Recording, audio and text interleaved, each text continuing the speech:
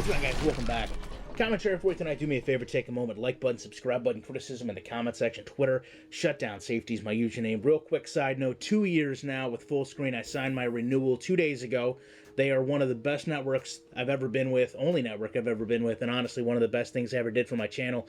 But important to note today, current and former college and basketball players are starting to receive their settlement checks from appearing in the NCAA branded video games that came out from 2003 to 2014. This was a lawsuit that we first learned about that essentially killed NCAA football games in June of 2014. It was a $60 million award.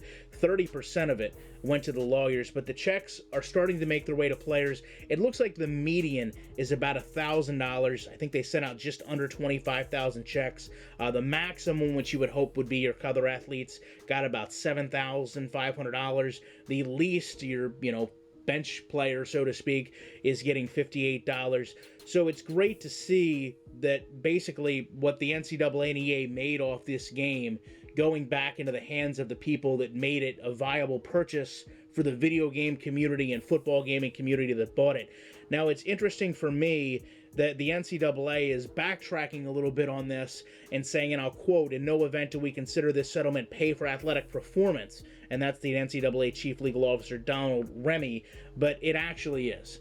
This is the final stake in understanding that no one buys or bought college football games or basketball games because they wanted to play with a number in a team uniform. They bought it because they wanted to play with that player. They didn't have EA Sports putting in generic attributes with numbers. They were trying to make players, and they did a good job replicating some of them to the point where all you had to do was override their name and know who it was.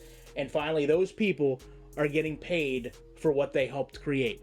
And I don't know that this is going to necessarily open an avenue for NCAA games, because obviously I think no one wants to have to pay this $60 million to get name and likenesses over the course of however long it's going to be. I think NCAA games are actually dead because of, and more so now after this, because the payout has came. I don't know if they made $60 million on this game, but I know that's what they had to pay over the course of so many years to have it available to them. And post-mortem, they had to pay this. So anyway, I would love to know your guys' opinions on this. I appreciate you checking out this video, and I'll be back in the week with more content.